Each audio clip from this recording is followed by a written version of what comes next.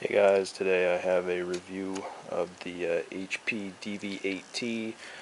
I got it about 2 weeks ago. I've been using it pretty heavily to get a good idea for the review.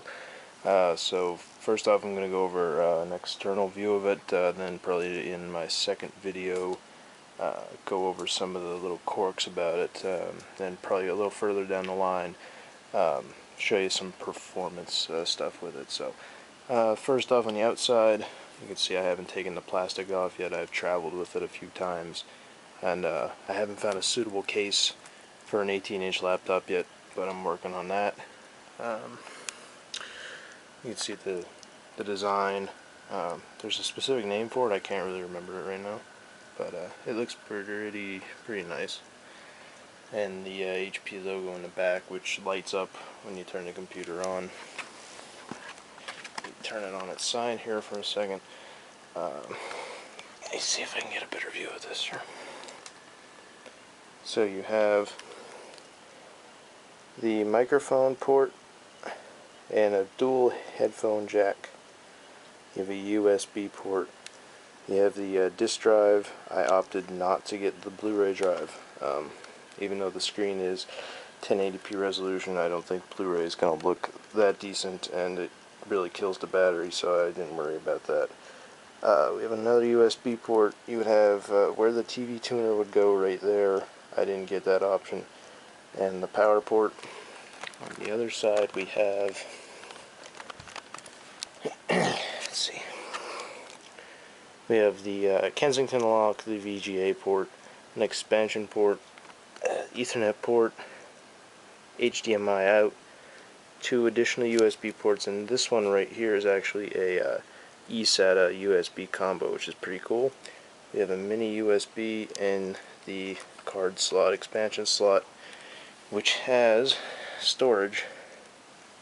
If I can get it out here, for the remote that comes with it. Works pretty decent. I've been using it with Media Center. You can see it has a dedicated button for launching that. It works pretty cool. It's a little funky because the IR receiver is actually down here on the corner, so you do actually have to point it like towards the bottom to get a good signal on it. So it has a tendency to be a little iffy. So if I can get that back in, we'll continue the review here in a second.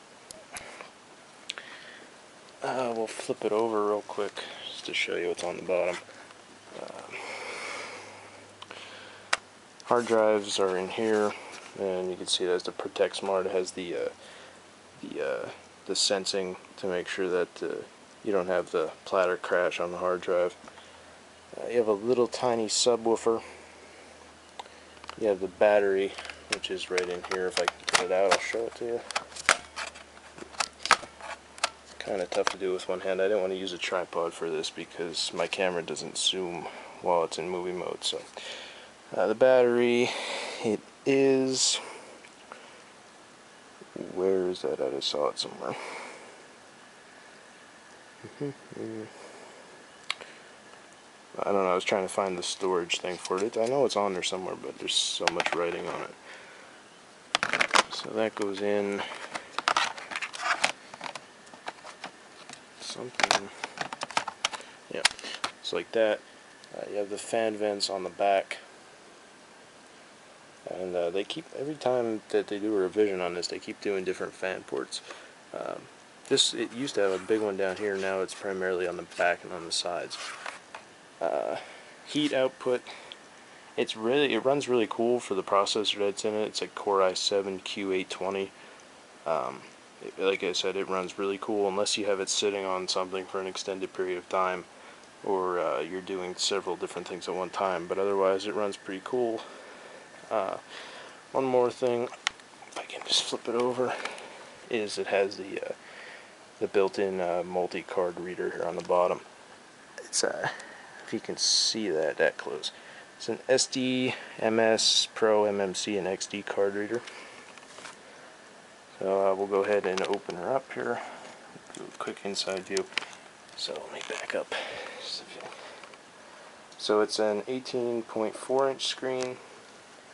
It has the soft touch keyboard, which I like. I had a friend that has the smaller version, the 15-inch laptop. I really didn't like the keyboard initially. It's something you have to get used to. It is different than typing on other laptop ones, but it's pretty good.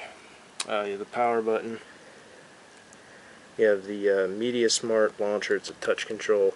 There's actually several different ones like play and reverse and all that are right here. They don't come on until you actually turn it on though. Volume, it's a slider. Treble and bass, to select each individual one you just tap the word, and it's also a slider, a lot like the volume. Again, you have the design right here, same kind of thing. It's on the shell outside right here. You have the touchpad. The touchpad's holding up surprisingly well. With HP laptops, I've always had a problem with the left button giving out pretty quickly, but it's holding up pretty well so far, so I'm happy about that. It has a full numeric keyboard, and it has the Core i7 with Windows 7 Home Premium, and it's NVIDIA. I want to say it's the 230M card. Yeah, it's the second most powerful in the Net series, and it has integrated webcam right there on the top with the microphone. Yeah, I'll turn it on real quick to show you these volume controls. But yeah, I'll save that for another video, my complaints about it. So you can see they light up, the volume sliding. I'll give you an idea of the boot speed here real quick too. It boots up pretty fast. I wouldn't say it's the fastest boot up. My older one actually booted up a little bit faster, and this is even with a lot of stuff shut off on the startup. So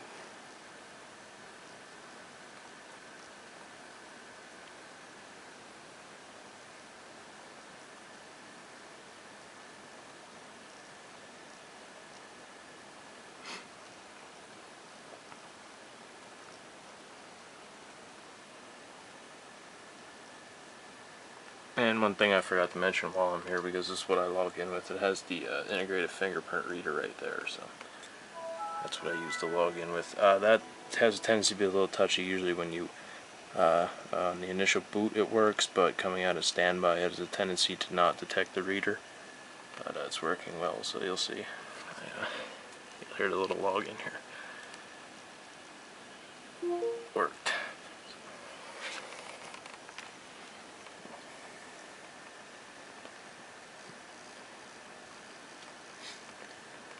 Yeah, it also has the Infinity View display from HP, as opposed to having the little bezel sticking out. I don't know if you can see it that well. It sits flush with the screen. So that's it startup wise.